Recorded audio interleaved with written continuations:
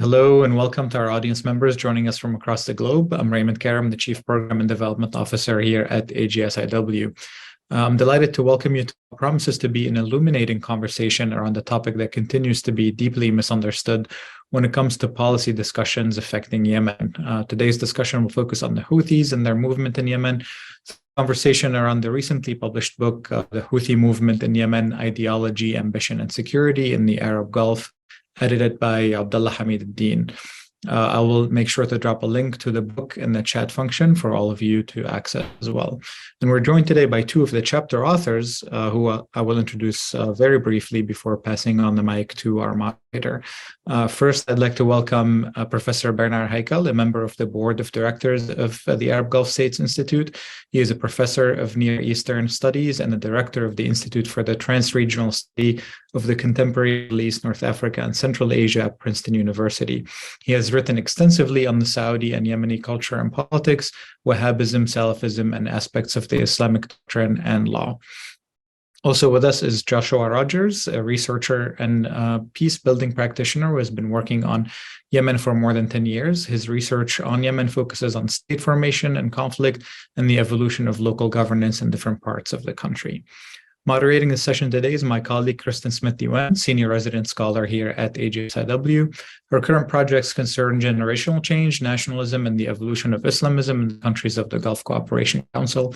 Her analysis of Gulf affairs has appeared in many publications, among them Foreign Affairs, Financial Times, and the Washington Post. And with that, Kristin, over to you. Thank you so much, Raymond. Thank you for all of you for being here. We're really delighted to be starting off this year discussing this book, The Houthi Movement in Yemen, Ideology, Ambition, and Security in the Arab Gulf. I'm going to show you an image of it so you know what cover to look for. This is an edited volume with the editor being Abdullah Hamid ad-Din.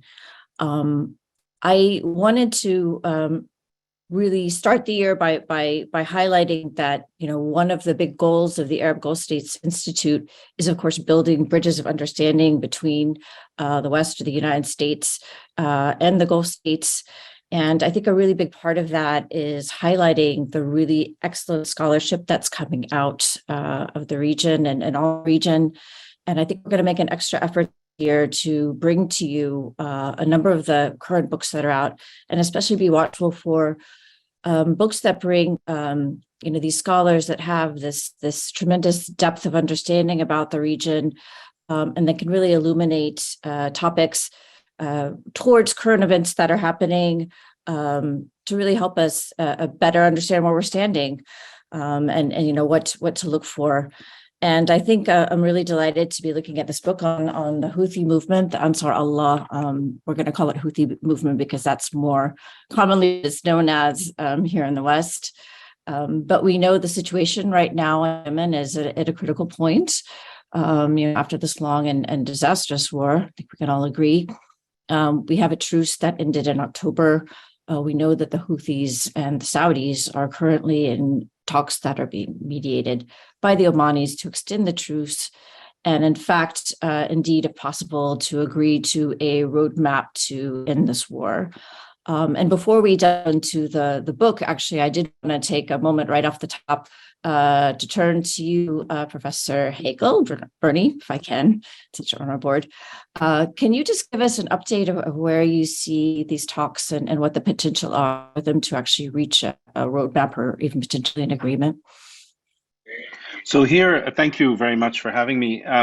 My sense, and this is speculation, is that the Saudis and the Houthis are negotiating. They have been in discussion for quite some time, and it looks like there might be a breakthrough.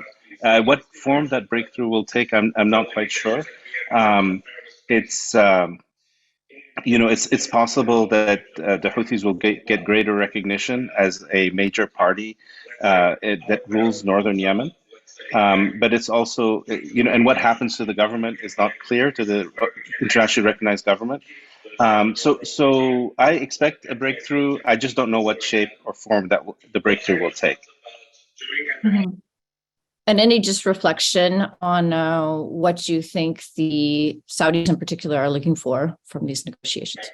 The principal position of Saudi Arabia is essentially they do not want Yemen to be a source of danger, menace. They think of the Houthis in terms of Hezbollah in Lebanon vis-a-vis Israel. They don't want the kind of replication of Hezbollah on their southern border, and they also don't want any threat from Yemen to the shipping and maritime trade that takes place through Bab el-Mandeb into the Red Sea. So their principal concern is essentially to maintain border security and for Yemen not to be a threat to state security and of Saudi Arabia. How they get to that, I'm not sure. Mm-hmm. And maybe I can just ask you briefly, Dr. Rogers, what your thinking is about how the negotiations are currently going, or more generally, what you think the Houthis are hoping to come out of these negotiations or indeed the war. Yeah, thanks very much for having me. I mean, as Bernard said, I mean, there's ongoing direct talks that are happening in Oman, in Sana'a, in a variety of locations, and the outlines of the deal are likely to involve some sort of guarantees of border security, maritime security, probably also around Iranian influence. However, that can be agreed, captured in exchange for a number of points that are high up on the Houthis agenda. That's primarily about at the sort of short-term demands around salary payments. That's for the civil servants in the north, and that includes also military forces. And one of the sticking points is what the basis for those kind of lists are, and whether that happens all at once or the longer term. And I think in the longer term, the ambition, of course, is around recognition and to have the resources to sustain what sort of their either a single Yemeni state or a Houthi-dominated state in the north. Thanks. We know right now that the talks are between, I mean, I guess being mediated, but between the Saudis and the Houthis, and that the government represented by the council is not currently present. Is that right? Do you expect that to change in any ultimate agreement that might come out, Joshua? I think so. It's my understanding that the government is a lot less kind of nervous than it was a couple of months ago about the existence of these talks, and I believe that's based on an understanding that they will be party to an agreement, and that they're certain that agreement won't come at their expense. Great. Okay. Well, thank you. I was just starting off just trying to get some sort of current news and an idea of where we are in the region and in the talks. But of course, the benefit of this conversation is to have a much deeper conversation about the book, which really does delve deeply into the Huthi movement from all of its aspects, from ideology to the social transformation or engineering it's trying to do within the country, its economic basis, institutional basis, state formation within Yemen, and about its foreign policy as well. So it's really just a tremendous asset to all of us to help to navigate. What we know now is likely a movement that's not going to be going away and is going to have a primary position in Yemen. So maybe if I can turn back to you, Bernie, and just ask a bit about this book and what you see as sort of it coming together, what the main kind of goal of the book was, and what you think it does contribute. So, as you know, the book has 14 chapters and an introduction. All praise is due to Abdullah Hamid ad-Din, who's the editor of the volume. The idea was, when he approached me, was basically to have something serious about the Houthis, because there wasn't, sufficient scholarship on them. Also that he wanted it to be, fair and objective and not sort of biased. and to look at the movement from many different perspectives. And as you know, also the book has sort of 4 sections. The first section is the section on ideology, where I wrote my piece. The other one was about how the Houthis were transforming their society. The third was how they were transforming the state, which is where Joshua's article comes in. And finally, it was about, it was the Houthis and sort of regional political, geopolitical implications. Many of the top people who work on Yemen and who work on the Houthis are in this volume. So it's not all, of course. I mean, there are others who are excellent who are not in the volume, excellent scholars, that is. But I think it's a very, very good launching pad, a starting point for anyone who wants to know something about this movement. A movement that, by the way, I mean, when I was first doing my fieldwork in Yemen in the early 1990s, early mid-1990s, if you had told me that Zaidi or a Zaidi-inflected movement would come back, and that the Sayyids, the descendants of the Prophet who constitute a particular group in society, would come back and rule Yemen, at least northern Yemen, in the way the Houthis are doing, I would say you were, mad. You were stark raving mad, because the Houthis and both the Houthi family then, but also Zaidis, traditional Zaidis, were clobbered by the regime or the government of Ali Abdullah Saleh, and I would have never guessed that Zaidism would ever come back in any form as a system of domination and of control over the country. So the Houthis are remarkable for having accomplished something that no one would have, predicted or seen, and that's what makes them, in particular, interesting. Well, I think since you've already started getting into that aspect of the ideology and their roots, maybe we'll just continue speaking with you. And of course, Joshua will be bringing you back into the conversation in a minute, especially when we're thinking about the institutionalization of the Houthis. But obviously, a really big part of the Houthis coming to power is sort of their ideology and leadership structure. So can you tell us a bit more about that? Just get a bit more in depth into your chapter, Bertie, and tell us, where really this is coming from. I mean, why were they able to find this opportunity right now? And really, how would you characterize this movement within the traditional kind of aspects of Zaydism? Yeah, so I mean, most people, when thinking about the Houthis or talking about them, would think of them as Zaydi Muslims. So that's a particular branch of Shia Islam. And I was curious when doing the research for my chapter as to whether they were, in fact, Zaydi. And what I discovered is that they're not. I mean, if they had appealed to a traditional form of Zaydism with the institution of the imamate and so on, which is, a tradition that goes back 1,000 years in Yemen to the early 10th century, they would have, their ideology would have very little purchase in the country for a variety of reasons, partly because it had been vilified, the imamate period had been vilified by the Republic, and so what the Houthis have done is create this sort of eclectic ideology, an ideology that draws a little bit on Zaydism, but also draws on Khomeini's Islamic revolutionary ideas, draws on some of Al-Qaeda's jihadist ideas, and ideas that really have no, that I haven't been able to find in any other Islamist political movement. So, for instance, they, if you look at their main text, it's called the Malazim, these fascicles that were essentially the lessons that were given over a period of 2-3 years by the founder of this movement called Hussein al-Houthi, who died in 2004. If you look at this, the teachings of the man, they're extremely radical.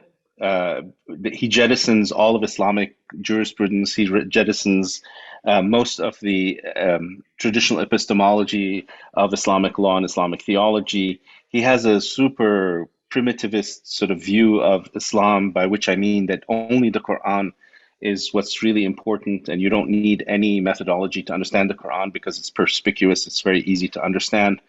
He also has this idea that they've developed over time of the speaking Quran. So their leader of the Huthi movement is sort of the embodiment of the Quran himself as a human being. It's a very strange sort of idea. They call it Al-Quran al-Natiq, the Quran that speaks. So, they're wild. They really are a wild, ideologically speaking, and intellectually speaking. They're kind of this wild movement with incredibly interesting and bizarre ideas from a traditional point of view. Can you tell us a little bit then? I mean, I know Joshua's going to talk more about kind of formally and structure, how they were able to do that, but how do they really perceive then within Yemen? I being sort of, you said that if they had stuck to sort of a traditional Zaidi thing, they wouldn't have found purchase. How does this non-traditional approach help them gain more purchase, I guess, within the country? Or does it? Despite their ideology that they've gained purchase. Yeah, I mean, so they're a modern movement, right? I mean, look, they represent a rupture in the tradition, just in the same way that Khomeini represented a rupture in the 12 Shiite tradition. So, and just as Al-Qaeda represents a rupture in the Salafi tradition. So, they're a modern movement that's, as I said, eclectic in its ideological, thinking and presentation. They're also, I mean, of course, they use force and coercion. So, they're very disciplined. So when you combine ideology with discipline and coercion, then you're stronger than your opponents, which they clearly are, at least in northern Yemen. They've been able to impose their view on the society, and I suspect that most Yemenis who are either Shafi'i Sunnis or who are traditional Zaidis would look at them and kind of think, that they're just kind of the strange group that has come up with this very bizarre way of thinking about Islam, but you have to put up with them because they're in power. Can you, mentioning the aspect of power, in your chapter, you talk about they have a quite distinct approach to leadership as well. And I know this will overlap with some of Joshua's work as well, but can you tell us a bit about that? They're thinking about leadership. Yeah, so they have this very strange, I mean, without going into the weeds, and I don't want to go into inside baseball here when it comes to their theology and their political doctrine. They have this really strange idea of that the Muslim world is led by someone called the Banner of Islam, or the Banner of Guidance, Alam al-Huda, they call him. So this is like an imam, but like a super imam. They don't call him an imam. Meaning imam in the sense of supreme leader of the Muslim community, a caliph-like figure. So they have this kind of doctrine, which is not fully kind of elaborated, but they have a vision of the state. They have a tradition behind them, which is the Zaidi tradition, which they in part veer off from, but they do have a conception of the state. They have a conception of rule, and that they have a right to rule. So unlike most other Yemeni groups or factions, the Houthis have a kind of fully formed ideology for state control, state domination. And then, as I said, they're disciplined. And this is, I think, where Joshua can speak much more authoritatively than me. But what they've done is they've created these commissars. So they have these individuals who are almost all from the descendants of the Prophet's family, what are called Sayyids in Yemen, who are in every institution of government, every region. So they're the ones who are actually the real power structure of the Huthi movement in the country. So you have like these commissars, they're called mushrifs, so guides of some kind.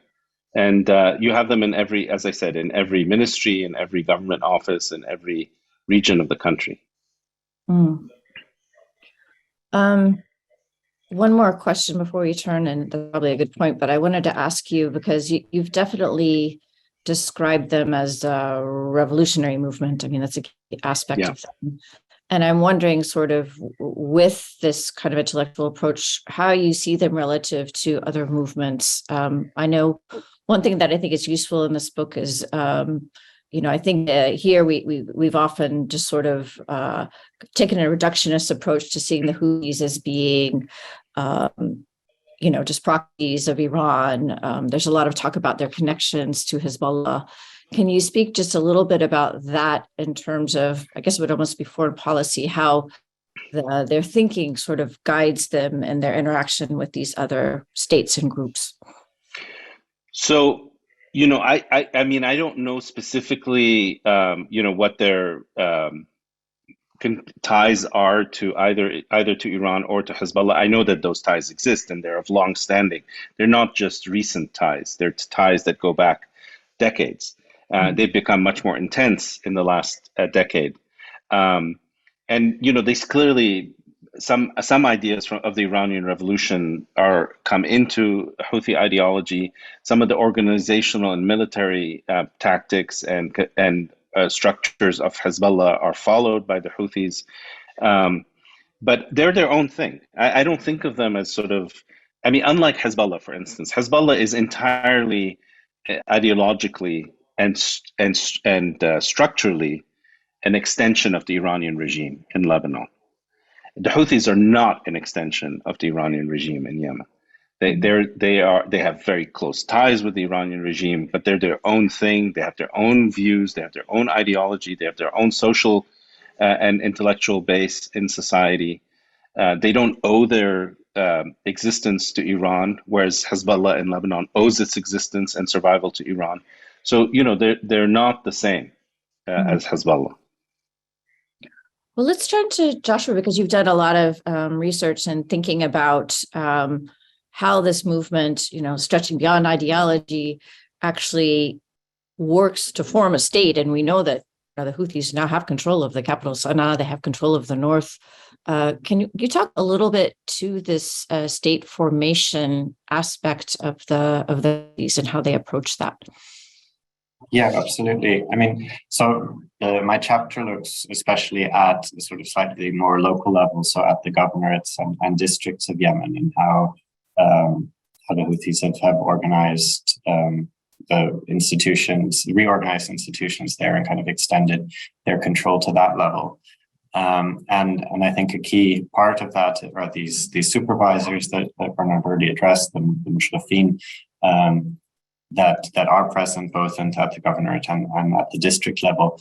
But I think another aspect that maybe hasn't been mentioned yet is the extent to which that has also been based on kind of alliance building. And so my chapter traces this sort of gradual takeover, where initially the movement relied a lot on this alliance with the former president Ali Abdullah Saleh and the kind of structures of governance that existed through his party at the different levels. And so there was kind of a division of labor in the first years when this alliance was intact, between these supervisors that were more focused on the war effort and the sort of old GPC elites that were more focused on the kind of day-to-day governance, and usually the governor remained a GPC and various positions throughout the apparatus. And then with the breakdown of that alliance, with the killing of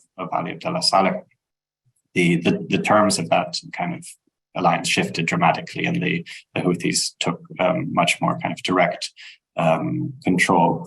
And that was initially by expanding the remit of what these supervisors were able to do, and the authorities that they had. And I think now there's a process ongoing that is a little bit of a reformalization of that. So a lot of the supervisors are sort of taking a bit of a step back. In a number of governorates, they've become the governors, or they've kind of been recalled after the Houthis have placed new governors in the key position, in the position of governor, but also replaced people at other levels of the hierarchy that they trust. So there's been this process of pretty comprehensive, I think, sort of institutional engineering. A lot of the key positions have been replaced. It's not a kind of wholesale turnover, but I think a placement of allies in some key posts, and then a lot of also recruitment and mobilization, and a bit of a localization as well. So, I mean, one of the difficulties with these supervisors is that they tended to be people very close to at the governorate level, Abdul Malik al-Houthi himself, and so kind of generally from the far north of Yemen, very long-standing ties to the movement. And so they were outsiders in a lot of the places that they were then ruling. And so I think there's also this process of localization ongoing where the Houthis are trying to, and to an extent certainly succeeding in building kind of local cadres, local recruiting local allies. Mm. And of course, to do that and ultimately to successfully run a state, or at least expand the remit of their governance, takes a lot of resources. What are they doing for that? I mean, I think you've written a bit in your chapter about taxation. Can you talk a bit about that, about where they get their resources from? Yeah, absolutely. I mean, so I think this kind of state building project and this vision of a state is, of course, tied up with resources, and the Yemeni state throughout the 80s, 90s, 2000s relied overwhelmingly on oil and gas revenues. It never had the riches of its neighbors, but that was the vast majority of government revenues came from oil and gas. Now the Houthis don't control any of that. Those fields are in areas that are under control of the internationally recognized government, and so they have this conundrum of how to finance the war effort, but also the existing institutions, but also the parallel institutions and the movement, etc. So there's been a huge effort to tax much more aggressively than was previously the case. They've reorganized zakat to be much more centralized, much less kind of voluntary than it was in practice in Yemen. They've issued sort of additional levies. I mean, the bulk of their income seems to come from taxing imports and sort of customs duty, both when that has been happening through imports that arrive through Hodeidah port, but also things that pass in a sense across the Yemeni border. So between the areas of the internationally recognized government and the Houthi administered ones, they've taken control of companies that were part of the sort of Saleh network, or that were controlled by other influential actors that are political opponents. So there was a lot of nationalization or Houthiization of these big companies, including big telecoms and a lot of the oil and gas kind of companies. So there's a whole range of things that are happening. But I think at the local level and what's very noticeable in people's lives is this huge increase in taxation and the sort of new seriousness with which taxes are collected, and increased fees and all sorts of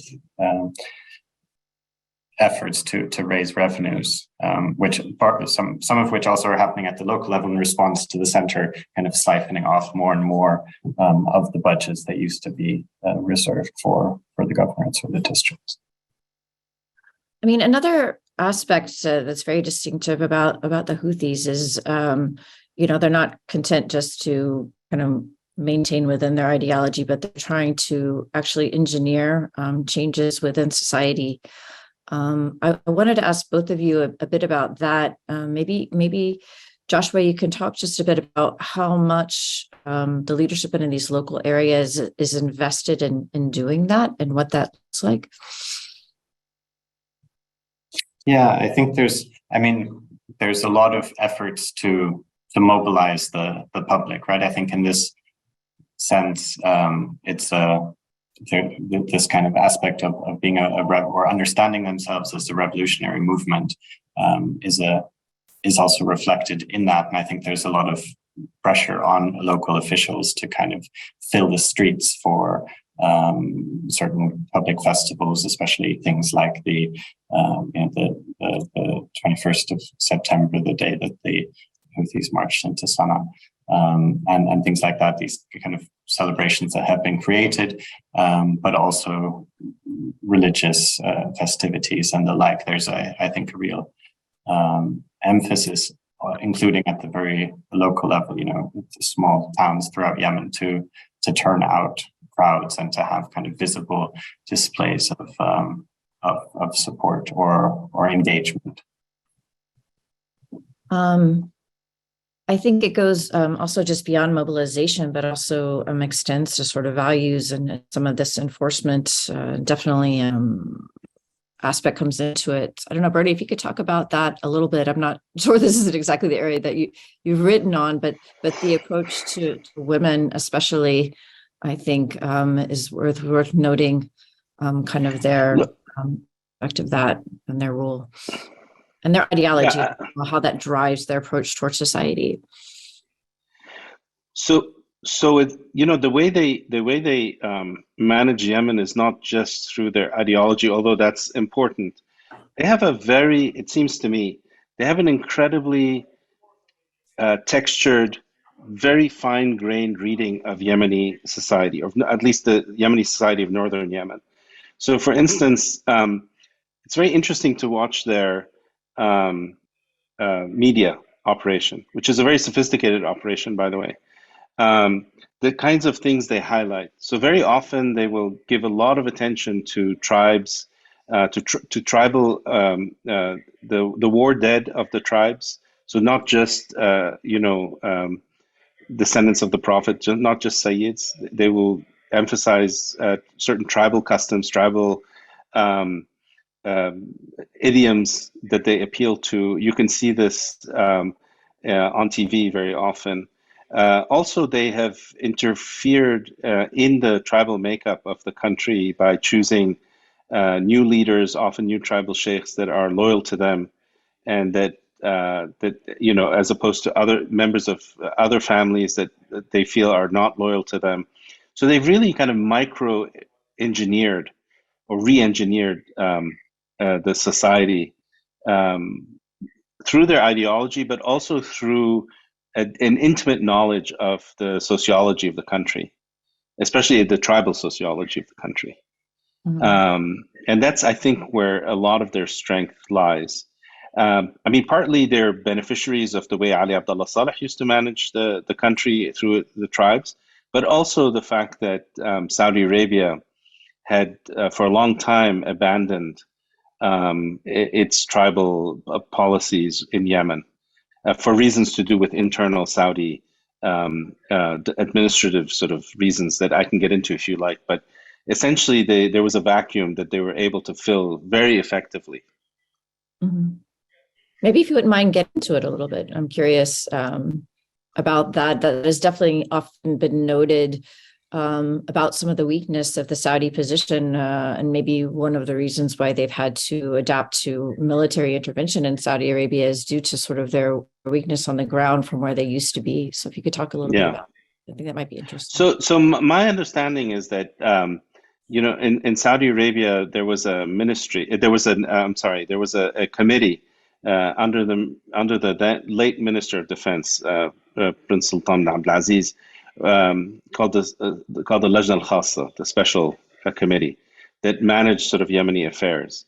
And the cadres of that committee had sort of an intimate knowledge of the tribal makeup of the country, the different individuals, and so on and so forth. And when the late Prince Sultan became ill, and then the committee was not sort of supervised or monitored very closely, they just dropped the ball. And this was a gradual process that began after the border agreement that was signed in 2000 between Yemen and Saudi Arabia, when more and more was given to Ali Abdullah Saleh by the Saudis to manage Yemen. And so the Saudis have, for reasons, again, to do with their own domestic affairs, Prince Sultan himself got quite ill. And then the committee moved from the Ministry of Defense to the Ministry of the Interior and wasn't ever fully taken up. And so by the time King Salman rose to the throne, Yemen had sort of been either abandoned or ignored by the Saudi administrators, by the Saudi state. And so they've had to kind of recreate their knowledge base, their entire networks that had been allowed to wither on the vine, as it were. Mm-hmm. Well, let's turn. I want, we're well past the halfway mark of the webinar, so I definitely do want to welcome our audience to. We have a few questions that are coming in, and I welcome all of you to please be introducing those. Before I turn to your questions, though, I wanted to highlight another work that's been done at the Institute by a very important scholar of ours, Gregory Johnson. I'll hold up chapters, you can look at it. This is a full paper that's been done by him called From the Mountains into the Palace. The Houthis won the war but might lose. What comes next? And I think what he's really highlighting in this paper is some of the vulnerabilities of the Houthis. And I wanted to turn to that. I mean, he's kind of arguing that in a more peaceful situation, some of their strengths may turn into liabilities when we're looking at their positioning in terms of their hold on governance structure, the economic challenges that will come to them, and also they're dealing with the rest of Yemen and with their own internal kind of coalitions. So I think obviously we've been talking about the Huthi movement, but they're relating to a much broader political environment. So, we can talk, we haven't been brought into questions of the south of Yemen and some of these other aspects. So I was wondering if I could just talk to both of you and what you think some of those limitations on the Houthis are in terms of broader governance within the country and what challenges they're going to face or pose in any broader settlement, I guess, that comes out. So I'll start with you, Joshua, maybe since you look very much at their relationships with the local governance. I mean, I have a lot of time for that argument, and I thought Greg's paper was really interesting. I mean, and my chapter also highlights a little bit the fact that, if you were so intensively trying to mobilize resources and you're stepping up taxation, nobody likes paying taxes, right? And so, particularly in this context where a lot of that is happening also in quite a coercive way, that's driving opposition, and there's some indications that some of the sort of tribal unrest that occurs happens around issues of taxation or feeling that revenues are being appropriated in inappropriate ways. And there's in the course of the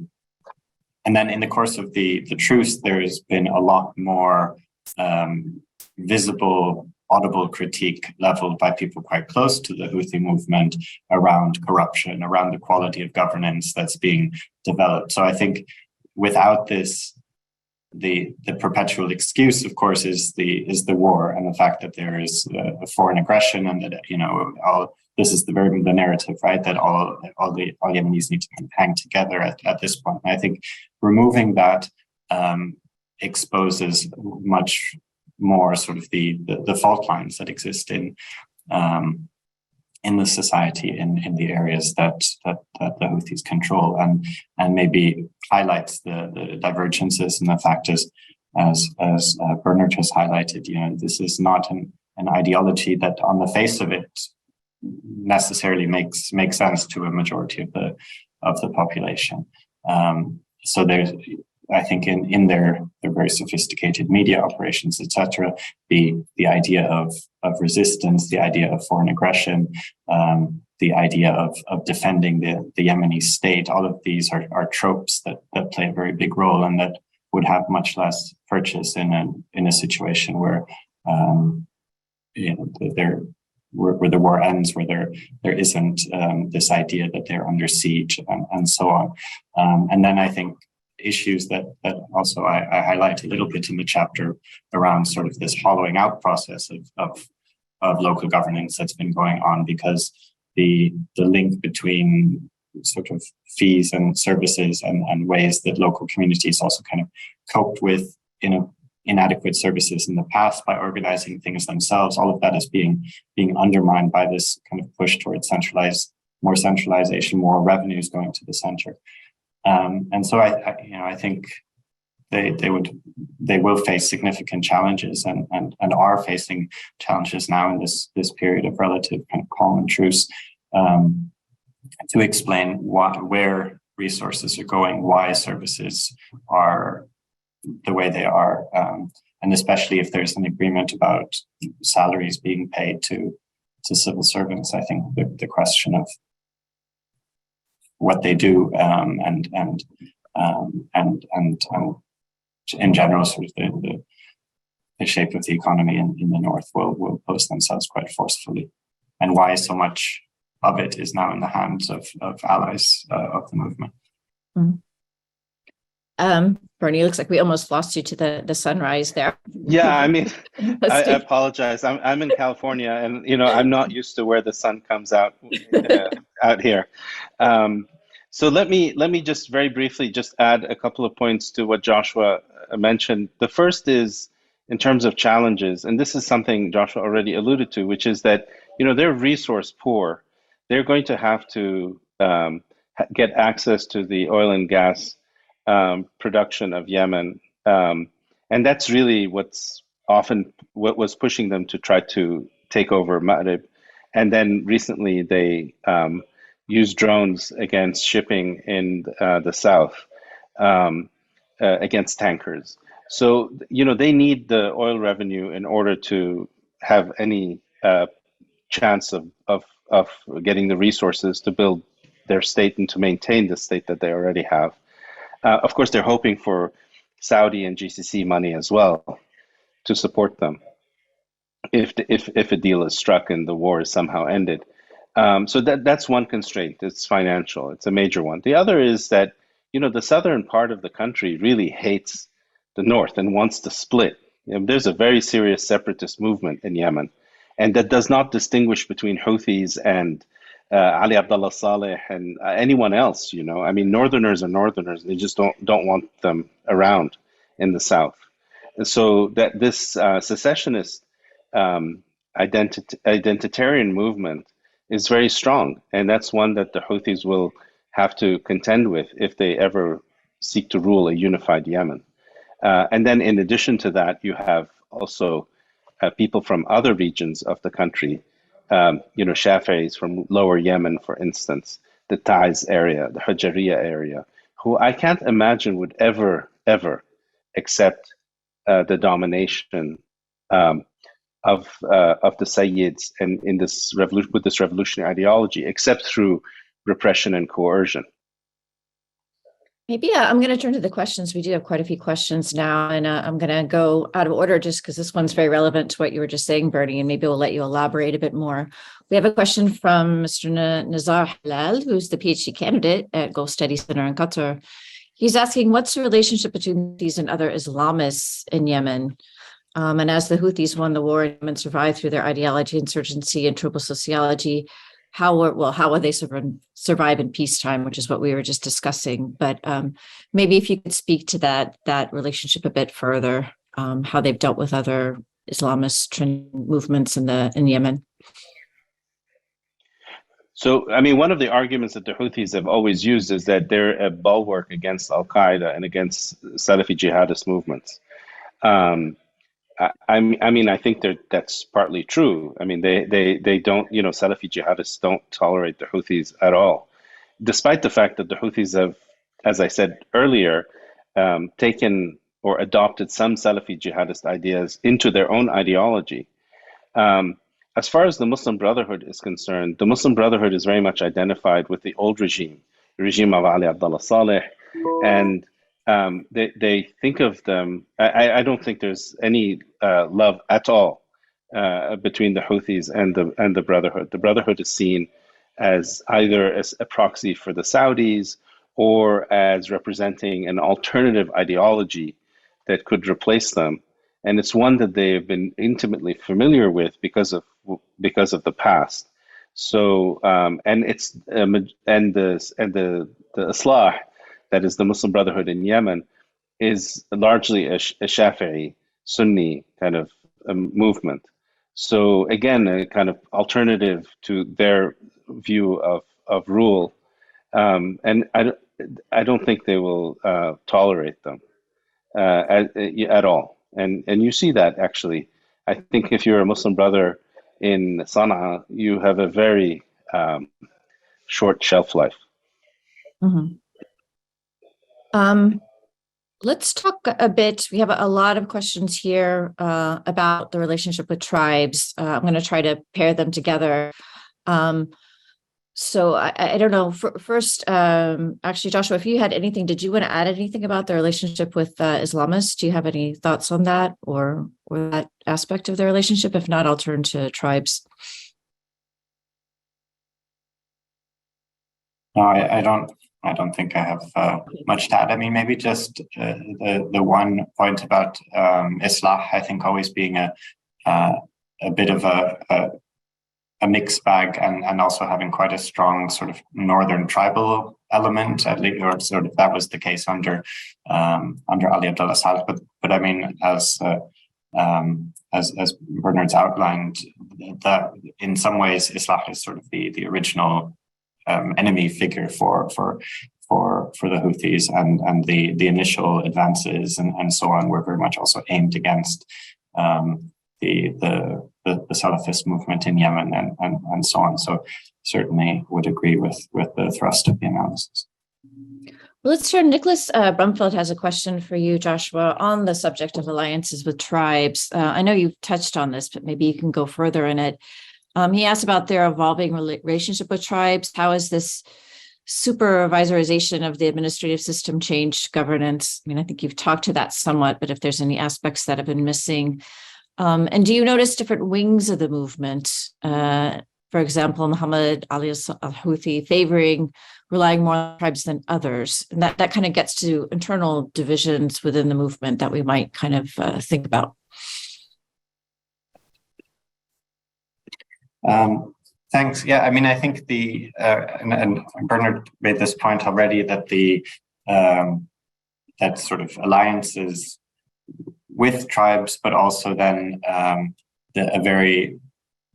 what seems like very kind of adept working with and to a certain extent also manipulation of the tribal system of supporting then kind of lesser sheikhs against the sort of established incumbents in order to build up alliances and to remove people that they perceived to be enemies or in the way of their advance. I think was very much part of how they've operated, and I think, I mean, there's a number of layers to sort of why the Houthis control the areas that they control. It's more or less the historic North Yemen, but it's also areas that are, the more tribal areas of Yemen for the most part. And so certainly that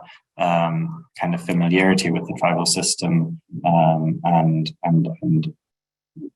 appeal to also tribal values and has played a big role. I not sure I can speak to sort of different perceptions within the movement of tribes. I mean, certainly I think it's not a monolithic movement, and also beyond the Houthis, I think it's important to think of them in terms of the sort of ruling coalition that they're a part of, that includes various junior members as well. I don't know if it would be helpful to elaborate, or if we just watching the time. Yeah, maybe just a little bit. I'm curious about the divisions that often comes up about kind of aspects, that there are some elements of the Houthis that are kind of more inclined towards settlement and others not so. If you could speak just a little bit to the leadership questions, that might be helpful. Yeah, I mean, I think the leadership to a certain extent is a black box, and definitely all roads seem to lead back to Abdul Malik al-Houthi. But I think the idea that there's there's kind of a military wing that has been extremely successful, essentially pursuing a a military strategy that is primarily about kind of mobilizing, and that there are definitely voices within the movement that are far more sort of technocratic and focused on this kind of state building project that we've discussed a couple of times. Also invested in to different extents into the economic development and so on. And I think that there's certainly also a certain amount of tension between maybe some of the more ideological strains and kind of very, very pragmatist, I think, also approach, including in sort of deal making with the tribes, but also so sorry, I think these are some of the kind of poles and tensions. I welcome you if you have any comments on that as well, Bernie. But I also have a question from Gregory Goss, who just sort of notes a little bit of tension between what you stated about the Houthis having a really good feel for tribal politics. And in Greg Johnson's paper, he talks about a lot of tension with tribes, which I guess is natural. Can you just sort of speak to that, help us understand those distinctive viewpoints about the relationship between the Houthis and the tribes? Yeah, so I mean, Greg is not here to make his case, but I don't see. Yeah, I mean, I don't see. I mean, I'm sure there are lots of tribesmen who don't like the fact that the Houthis have, especially as Joshua said, some of the more incumbent families amongst the tribes who've been displaced by by new sheikhs that have been from the same tribe that have been positioned there by the Houthis. So I'm sure there's a lot of tension and anger about that. But the Houthis, seem to have matters well in hand, and they've, made an end run around, for example, take the tribe of Khamr, or that of the Hashid Tribal Confederation that was ruled by the Ahmar family. I mean, they seem to be completely under the domination of the Houthis, from what we see. I mean, now will that remain forever? I doubt it. I just wanted to go back though to one point about the Houthis, being a black box, as Joshua said. I mean, yeah, that's true. But we know that there's one guy who decides everything, right? And that's Abdel Malik. So that's not a black box. That's pretty straightforward. It's just like in Iran, the supreme leader decides everything.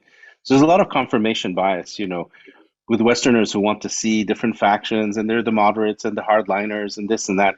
I don't see I don't really see the kind of relevance of a lot of that speculation about different factions when we know that the person who decides ultimately is one person. I mean, obviously there are different factions, different groups, different tendencies amongst the Houthis, just like there are in Iran. But ultimately, it's Abdul Malik who decides. And so far, he's been pretty hard on everything. That, whether it's to do with the Saudis or to do with the tribes or to do with, waging war, preparing. By the way, the Houthis are preparing for war now. I mean, it's not like the truce has ended the possibility of war. They're in full-blown preparation for the next round. Well, let me recognize first a couple of our initial questions that came in.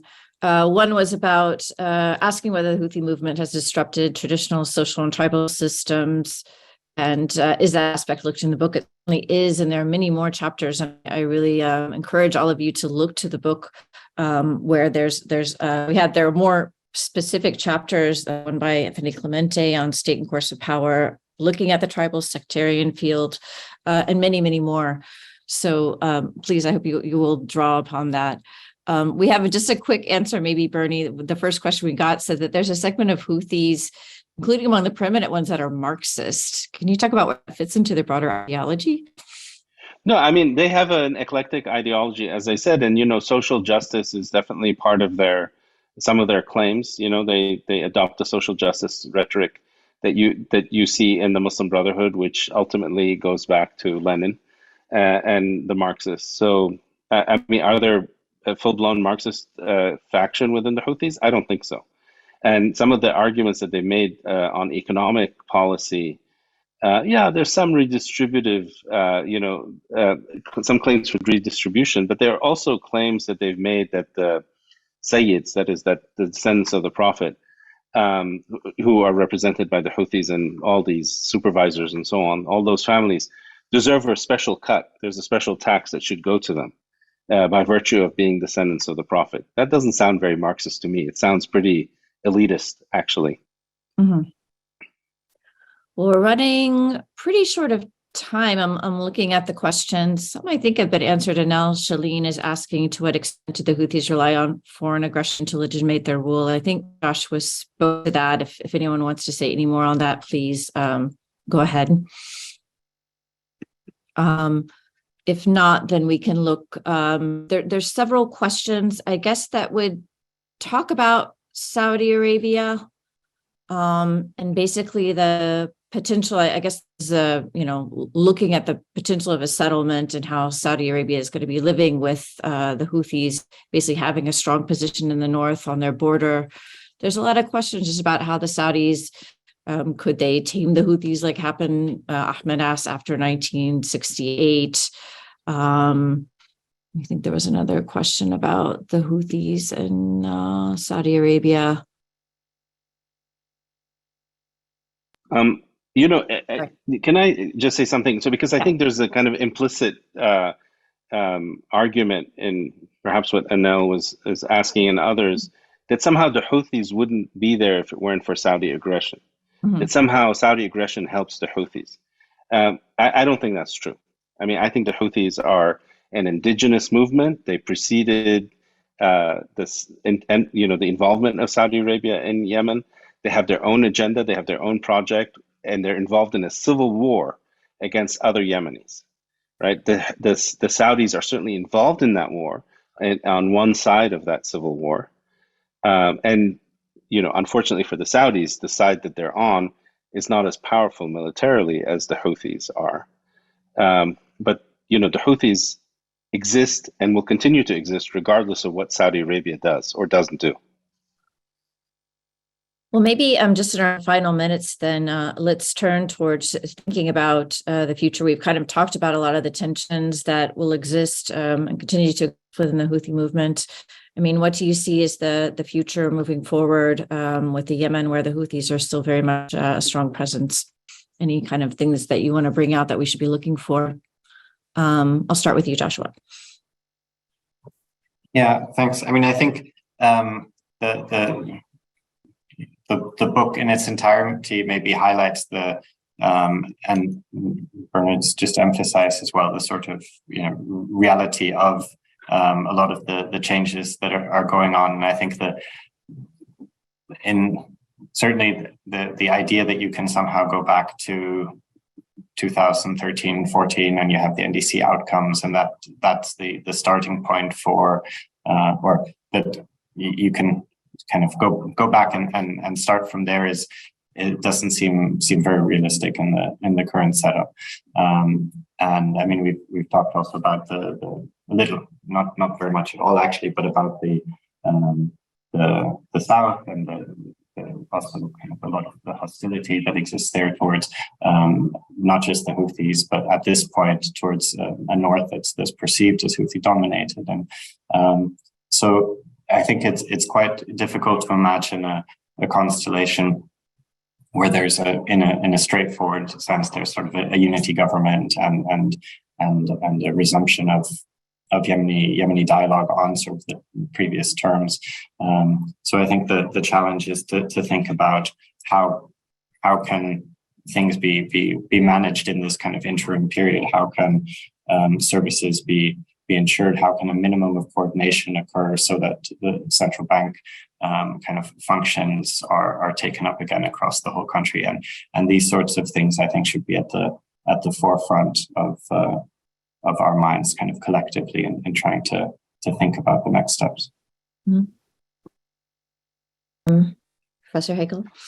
So, there's an argument that, revolutionary movements tend to, burn very hot at the beginning, and then they moderate over time, and they, especially once they need to face and deal with the practical aspects of rule and providing services and all that sort of thing.